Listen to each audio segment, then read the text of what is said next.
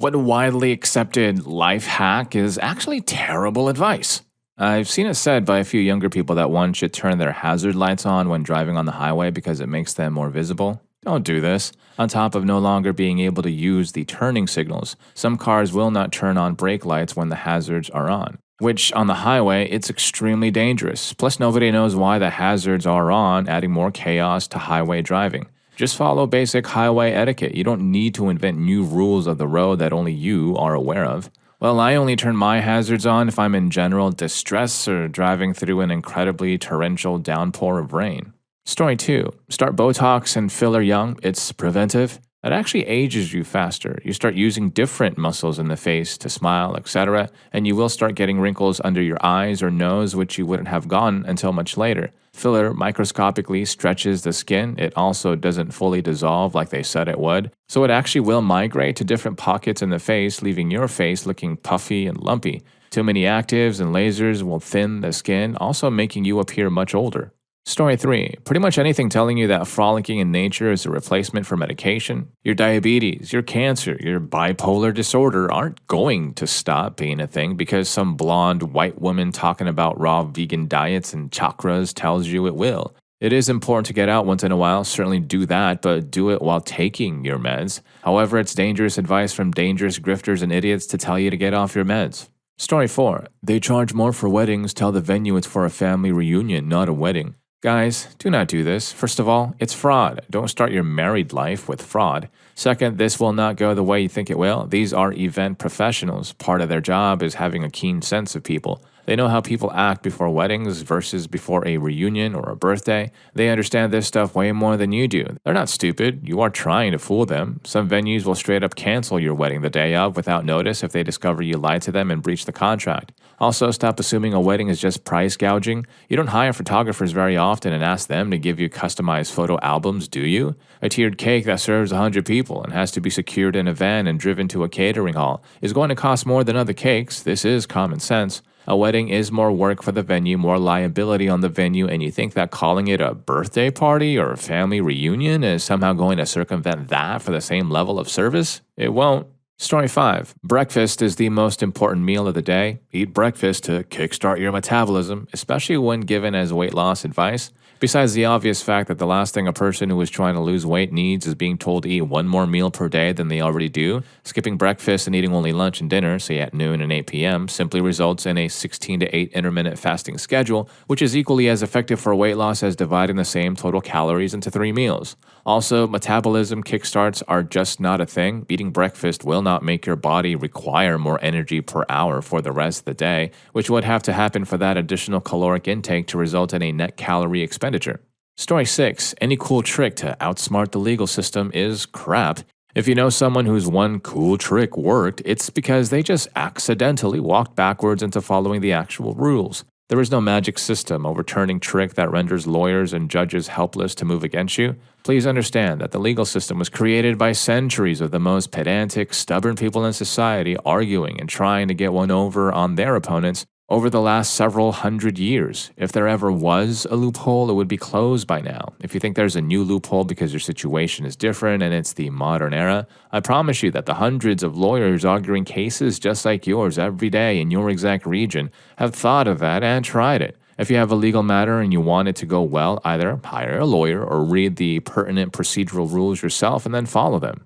Story 7. Not using credit cards at all because credit is evil. The amount of people I encounter doing everything with debit cards and thinking they are better off for is incredible. I have so many clients who pay with debit cards or will talk to me about how they are working on paying down their card so they can switch to only using debit. I also just encountered so many people who have this idea that using a credit card is bad and using debit is a smart financial play. So let's put it simply. Paying interest is bad. Using a credit card and paying it off every month is fantastic. Free benefits, more protection, build your credit. Just turn on autopay and spend like it's your debit card. I'm going to go on vacation with all my hotel and flights paid for just from points earned on my card that I pay off every month. If I get scammed, I cancel a charge and no money leaves my account. If someone gets my card info somehow, I don't instantly get my account drained. Seriously, get a nice points card. I know there are people out there who don't have the self-control for it and are making an informed decision, but it blows my mind how many people just don't use credit as a rule with no understanding of why.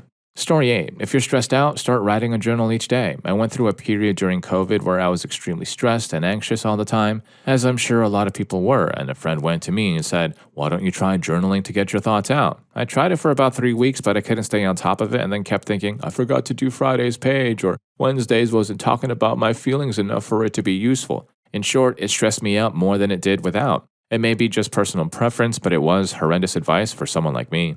Story 9. Booking and signing contracts with vendors for your wedding but not telling them it's for a wedding so it's cheaper. I've gotten this advice at least 100 times since starting to plan my wedding. Most vendors have in the contract that if they show up the day of and the family event or whatever you called it is a wedding, you are in violation of your contract and often have to pay the difference or don't get the service at all. The fact that the services are more expensive sucks, but I'm not putting myself in a situation like that to maybe save a few $100. Story 10. The be your own veterinarian crowd. Some stuff is downright dangerous, and then I have to pick up the pieces, and chances are that one minor and cheaply fixed problem has now become an expensive nightmare. Garlic doesn't repel fleas, Pedialyte won't cure parvo, aspirin is not safe for all pets and can be dangerous in older pets, Benadryl straight up doesn't work for allergies, CBD is definitely not a cure at all, and cannot be mixed with certain medications, like anti-seizure med phenobarbital, coconut oil doesn't do crap, I could write a book, seriously, like guys, just take your pet to the frickin' vet. Story 11. Lying to vendors and saying that your wedding is a different kind of event to avoid wedding prices. This is how you end up getting vendors who sue you for breach of contract or walk out on your wedding day, leaving you with nothing. You might be able to get away with it for vendors who are not going to be present on site. If you're just picking something up, that's fine. But anybody who's going to be with you on your wedding day is going to know that it's a freaking wedding. Moreover, weddings are once-in-a-lifetime events, and I'm not defending all wedding pricing, but vendors tend to spend a lot more time and energy to ensure that they have multiple backups, both in terms of equipment and staff, in case there's an emergency, and that everything is absolutely perfect because they know you only get one shot at it. Story 12. Lie to your insurance company to get cheaper rates. Using the wrong address, putting it under someone else's name, not listing drivers who live in your house or regularly drive your car, etc. Or the dumbest is probably lying about what happened during an accident. Your adjuster wasn't born yesterday. They're going to find out that you were driving for Uber or that the bumper that you're trying to fix was already messed up 3 months ago. It's all fraud. Nobody likes what happens after they get caught committing fraud. Story 13. Work hard to get ahead isn't really a hack so much as terrible advice. You should just work to keep your job so you can fund your hobbies and time away from work. Your employer doesn't care about you and will kick you to the curb as soon as they need to use layoffs to artificially pump the stock price for earnings season, so do the bare minimum at work and enjoy living your life when you're not at work. Life is too short, so don't give more than 40 hours a week to your employer. Also, job hop, job hop, job hop. That is the only way to get more pay. Once you hit 3 or 4 years at a place, go to a competitor and get more money if you didn't sign a non-compete. Story 14. Lying to your wedding vendors about what kind of event you're booking them for. Things you're picking up are usually fine, like if you're having someone pick up the cake or catering order for a really chill outdoor wedding, fine. But if the vendor is coming to the venue, like the DJ or photographer, or you lie to the venue itself, be prepared for backlash when the day comes and they realize you lied. They could decide not to perform the service. Hair and makeup is also risky even if you're getting ready off-site. I know it sucks that they charge more for weddings, but that's because they know a person's wedding is important and they want to give their best service. Story 15. Never talk to the police. Like, yeah, if you're doing something illegal, don't want them to discover it or dig yourself a bigger hole, sure. Or if you're already in handcuffs or being charged with a crime, definitely shut up and get a lawyer. But if you get pulled over and you're confident the only thing you did wrong was a minor traffic violation, being friendly and compliant will give you a much better chance of not getting a ticket than immediately climbing up. Cops have egos and have your fate in their hands. If you hand over your ID and refuse to say anything else or invoke your Fifth Amendment rights, when they ask their basic phishing questions, they're going to get annoyed, get suspicious, think you're a schmuck, and almost certainly give you a citation for whatever they stopped you for, and potentially other things they observe. Story 16. Anything regarding eating habits, and no, I'm not talking about the genuine advice that's safe. Even that can mess up your relationship with food. I'm talking about the TikTok influencers that were skinny to begin with, but started posting their what I eat in a day when the early 2000s body became desirable again. They show cucumbers on rice crackers and meals that are not efficient for the human body. Maybe I'm wrong and have my own issues to work on. I do, but this content is being shown to such a wide audience and it's not healthy. They give you tips and tricks to feel fuller throughout the day and how they fast, etc. When you watch their content, it's so clear that they're constantly body checking, etc. I know they ask for life hacks, but they offer so many hacks to stay skinny that I had to go on a rant. Sorry. Story 17. Automotive hacks that are baloney. Why they're baloney from a 10-year mechanic in the Rust Belt. Hack. You can use transmission fluid to clean your cloudy headlights back to new with just a rag and fluid. Reality. The detergents inside the transmission fluid are very strong, and the film it leaves behind has a lensing effect which will immediately go away upon regular driving. Temporary at best, environmentally unfriendly, and cost ineffective. Solution: just like any paint correction, rust removal, or wood scratch repair, you need to cut down a few layers of headlight housing to ensure all the scratches and grooves have been leveled out. Then you just polish the surface for a clean, transparent surface. Hack: you can take a lighter to your windshield wiper blades to renew them instead of buying new ones. Reality: you are just doing a controlled melt on the existing rubber and silicone. In some instances, this will restore some of the effectiveness of the wiper blades. The fix is very temporary, as modern wipers have microcuts and sips that help evacuate water more efficiently than a straight flat surface wiper does. Solution: check the wipers on your vehicle. There is a good chance that the wiper and the silicone blade insert are separate parts that can be purchased either as one combined unit or as separate refills. You don't actually need to remove the entire wiper to replace the blade portion. Fun fact: doesn't apply to traditional/old style wipers.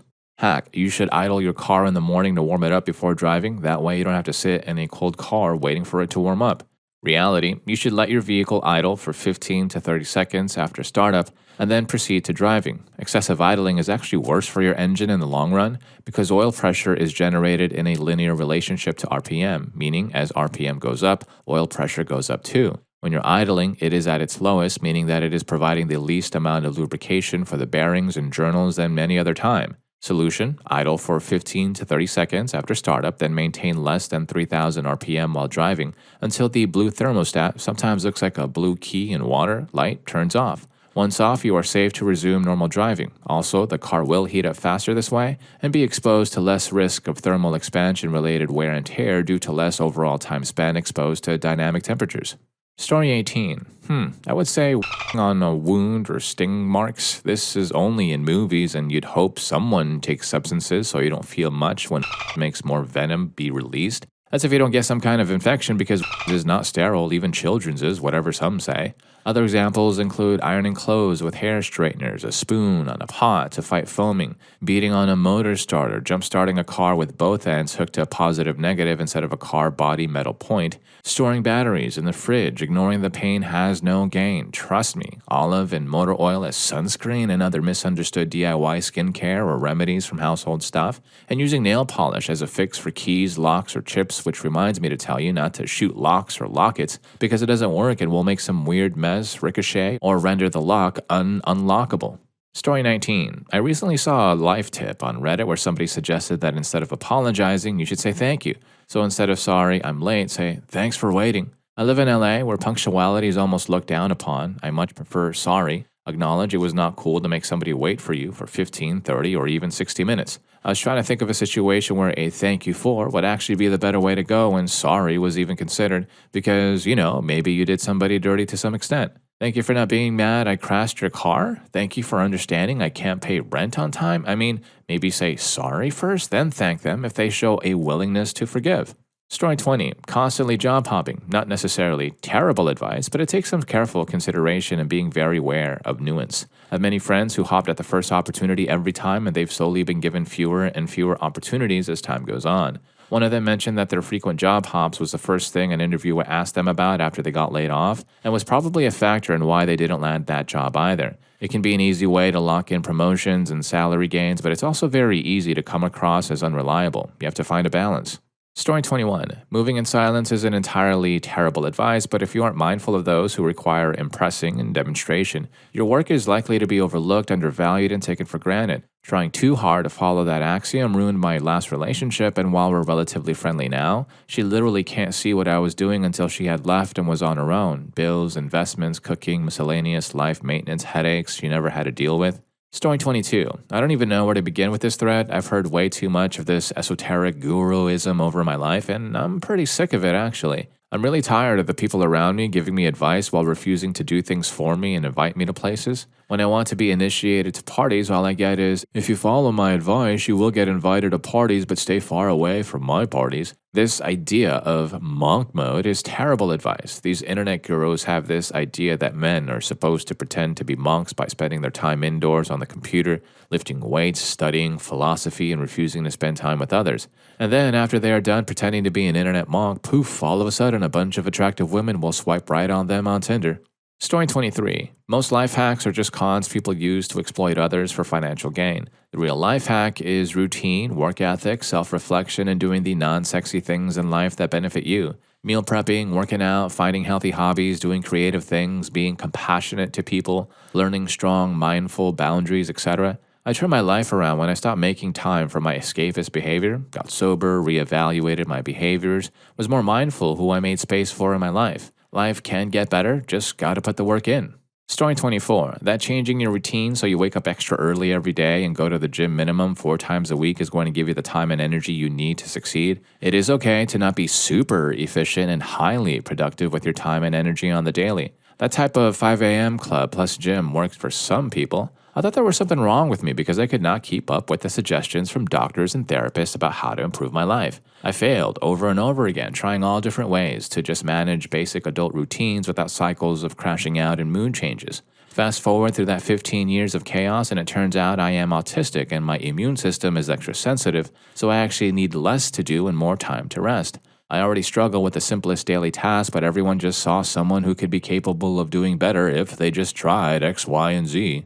Story 25. Any job search advice, like especially tailoring your resume to a specific opening, or trying to use personal relationships to circumvent the hiring process from the pre-LinkedIn era when talking about jobs primarily found at large corporations, like large-scale remote IT, is likely outdated. The time spent crafting boutique applications for specific jobs is better spent sending a generic resume to every suitable opportunity. Your odds of getting any one job are low because of the wide visibility LinkedIn provides and because remote jobs aren't geographically limited. But if you apply to as many as you can find that pay an appropriate salary, your odds of getting something go up. Story 26. Paying off your house early when you have under a 10% interest rate. It may give you peace of mind, but you lose potentially hundreds of thousands of dollars of potential earnings from investing. If my mortgage is $2,500, but my investments return $4,500 per month and compound, why on earth would I pay off a mortgage? The math doesn't check out. Having some debt is fine, it's not always a bad thing. Story 27. I don't know if these would count as widely accepted life hacks, but trying to reset your body clock by staying up for a whole day, that sleep deprivation is going to cook you. The better way to do it is to sleep whenever and force yourself to wake up 16 hours before your desired bedtime. Getting some sunlight immediately to fix your circadian rhythm and do some exercise to burn energy in time for bed. Giving yourself extra energy every day using caffeine, all you're doing is robbing yourself of energy later in the day and upping your caffeine dependency. Alright, so if you're enjoying the video and learning a thing or two from these stories, don't forget to hit that subscribe and like button for more videos just like this.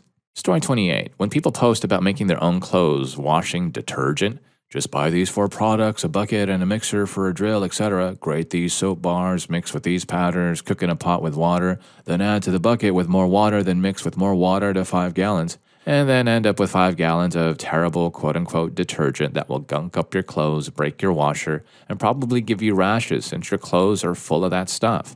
Just buy a good detergent on sale for about $8 and use 1 to 2 tablespoons per load and you'll get clean clothes and a long-lasting washer. The largest jug of detergent will get you like 200 loads when you use the correct amounts, not what they recommend on the bottle. Story 29. The whole Rave Damsey thing of getting a $1 beater car and delivering pizzas as your second job. Firstly, that car is a piece of crap and a liability. It will have terrible emissions, bits falling off, high insurance, poor fuel economy, probably get stolen because it's easy to do so, etc.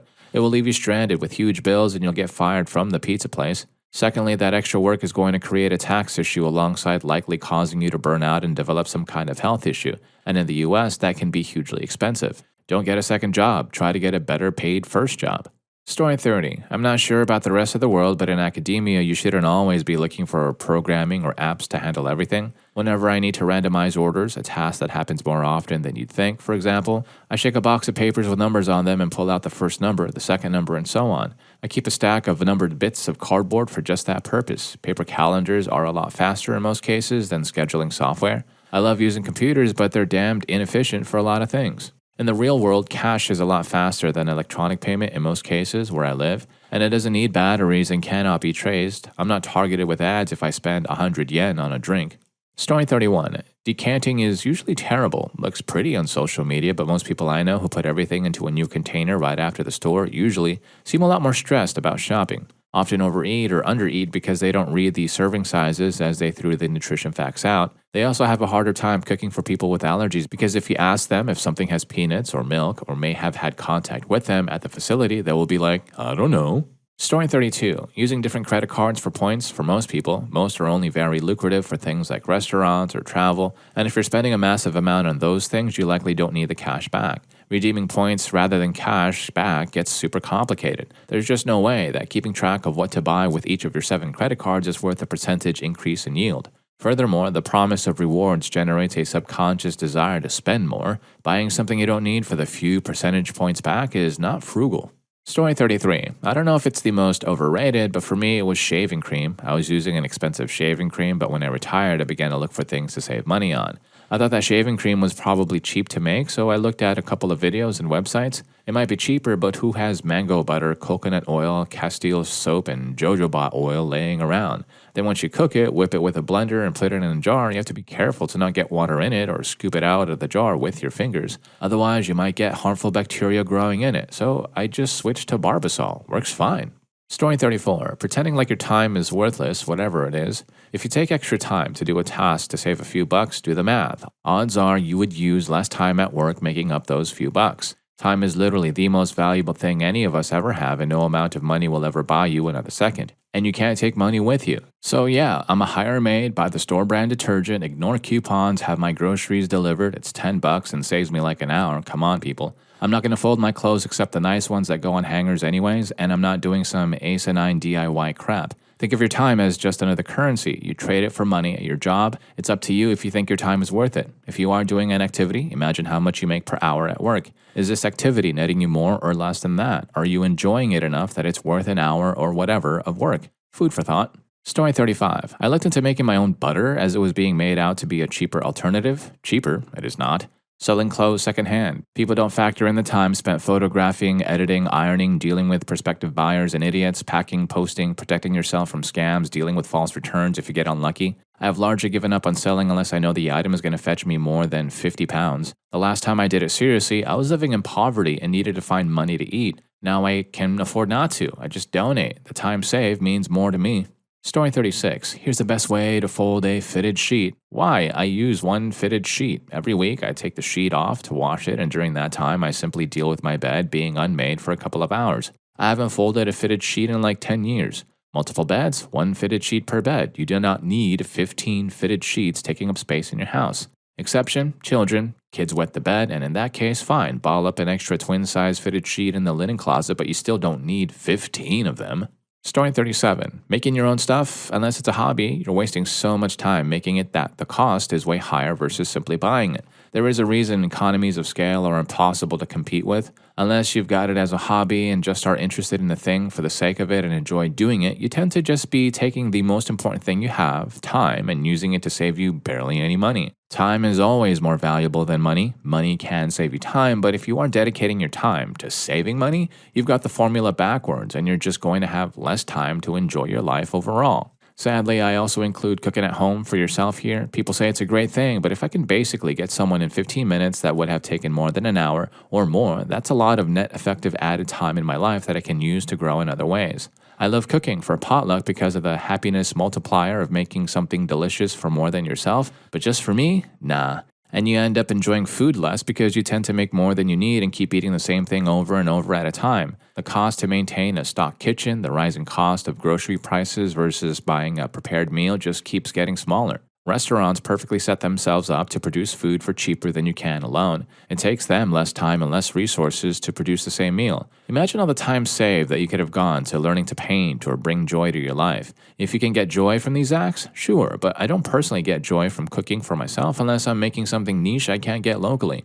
Story 38. To me, managing credit card points, perks, and benefits seems like a lot of bookkeeping and effort. I think this is a personal thing. I surely have things that I spend lots of time on for less return, DIY projects, etc. I use only 2 credit cards and use the cash back feature. That's about all I want to juggle. The risk of missing a payment and getting a large interest charge is too high for me personally, and the hoops you have to jump through to get miles and free stays and so forth is not fun for me. To each his own, there are people who rock at juggling cards and perks, just not my own strength. Story 39. Not so much a life hack as a really shabby home remedy, but about 15 years ago, I had gallstones really bad. I found some home remedy that said drinking a whole cup of olive oil straight up would grease them up enough to make them pass right through with a little poop. I tried it, wishing for anything to ease the pain. 30 seconds later, I retched to the point of dry heaving. Now, I had gallstone pain and sore ribs, abs, and lower back, and my mouth tasted like I just retched a bucket of whiz. I just went and laid down and cried. Story 40. Heard via radio show that you can use bleach when you hand wash dishes to make them cleaner. Read the back of my dish soap, didn't see any warnings, so I dumped a cup full of bleach in my soapy dishwater. The smell was awful and I started getting lightheaded. Unplugged the sink, vented the apartment, and went outside for a while. Found out later that I had made chlorine gas. Looked up what went wrong. Turns out there's a big difference between adding bleach to dishwater and rinsing dishes with bleach water. Story 41. I followed the advice of a Russian life hacker YouTube video to make an air conditioner with dry ice and fans. I didn't realize that this creates carbon dioxide, which is highly poisonous. It was so hot out, I wanted the air conditioner to keep my dog cool while I was out of the house. I never got another dog after him. He passed away because I was a gullible idiot. And if he hadn't passed away, then I probably would have by using it. The only comfort is that it was painless. You really can't trust stuff you just find on the internet. Story 42. I saw a life hack for easy grilled cheese and decided to try it, then put a fried egg on top for breakfast. The hack consisted of putting a toaster on its side, then putting an English muffin with a slice of cheese into it and cooking it as normal in the toaster, with the exception of the toaster being on its side, of course. Well, it was 5 a.m. and I was getting ready for school. Suddenly, I smell burning as I'm cooking my egg. I turn around and the toaster is engulfed in flames that are spreading to the kitchen counter. Not wanting to pour water on it for fear of starting an even worse electrical fire, I ran screaming into my parents' room and woke my dad up, yelling, "The toaster is on fire, help!" Dad was not pleased, and I had to go through the embarrassing reason as to why I had put the toaster on its side. Story 43. I had a sore throat and was coughing up tons of phlegm. I was told, by the internet, that gargling and swallowing some habanero juice could get rid of sore throats. I was 22 and had nothing to lose. So I went to the store, pressed the juice out of some habaneros once I got home with them, and gargled with it. I swallowed a tiny bit of some of the juice and waited. It really did loosen up all of the phlegm. I started coughing it back up really well and started blowing my nose. Ow! The habanero spice attached itself to most of the phlegm and was now burning my nostrils and everything involved with it. It didn't even work because most of the phlegm returned and my throat was now in spicy pain. Story 44. Not a hack, but definitely along the lines of many of these stories. A couple of years ago, I decided to go greener and dry our clothes outside. I calculated I was saving about $1 for each load. So excited. I had saved at least $20 up until I was loading up the clothesline one time and stepped on a nail that had been left behind when we got new siding on our house. I toughed it out that night, but when I woke up with my foot swollen, red, and throbbing, I went to urgent care. I saved $20 in utility bills, but spent 2 hours in an exam room and over $100 getting my foot back to normal. Yay.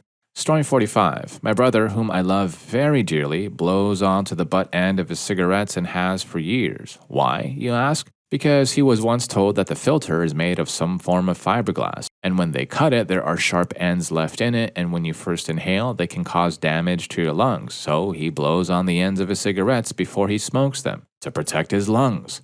Story 46. A few years back, my girlfriend and I spent a week at my mom's house. We were completely out of clean clothes since we got snowed in and had to stay longer than anticipated. While the day of our departure coincided with my mom's decision to replace her normal laundry detergent with some homemade all-natural detergent she had seen on Instagram. Long story short, all our clothes were ruined. There were enormous greasy spots and everything, and they smelled terrible. We had to go make the 8-hour drive home wearing borrowed clothes from my parents. My dad's 48/30 pants, I wear 36/34, and my petite girlfriend had to wear one of my mom's rather large house dresses. We looked like circus clowns. Story 47. I walked outside and saw my neighbors spraying insect repellent on their headlights. I asked what they were doing, and they said they saw a life hack video where insect repellent instantly makes your foggy headlights clear again. And it does. It works because the DEET chemically melts off the oxidized layer of the plastic and all the rest of it too. Your headlights will be clear for like 2 days, and then irreparably worse than ever after that. The correct way to fix foggy headlight lenses is by sanding off the oxidized layer and then buffing it clear again. They sell kits for it at any auto parts store. Story 48. People who push both the up and down arrows to get onto the elevator. I used to live on the 11th floor of an apartment building. I was on my way up when a woman on the 10th floor carrying a laundry basket got on. Huh?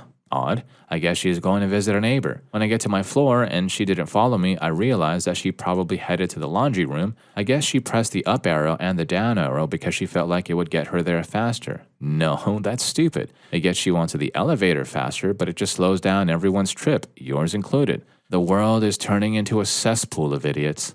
Story 49. I cannot take first-year culinary students who take salting pasta water very seriously, and they very seriously ask you if you know why we do it. They are referencing the old wives' tale that it increases the temperature at which water boils, making your pasta boil faster, which is hilarious. It makes the water burn hotter, like standing on a piece of paper makes you taller. It truly does nothing but season the pasta, although I still do it, but don't act like you have just learned the secret to all cooking.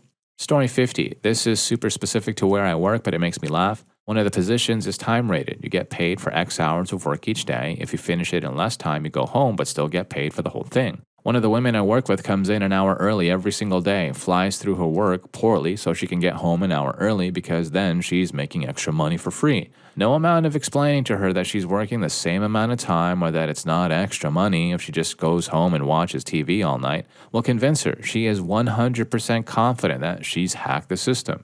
Story 51. I went with family to a beach that had loungers for hotel guests. We were not guests, but my mom's friend told her to just give a specific room number if asked if she was a guest. The friend had stayed at the same hotel previously. There's a story behind it that I don't remember. I said it was a bad idea, but of course nobody listened to the voice of reason. So we were approached by a worker and asked which room we were staying at. Mom said the number, the worker went away, and everyone went to swim. But either it was procedure or she was a bad actor because the guy was speaking on his phone for a while. Then came back when I was sitting with only my sister and asked questions we couldn't answer. We didn't even try to deny anything because it was a stupid plan from the start and we're too awkward to lie to his face. We had to pack up and leave in embarrassment. Haha.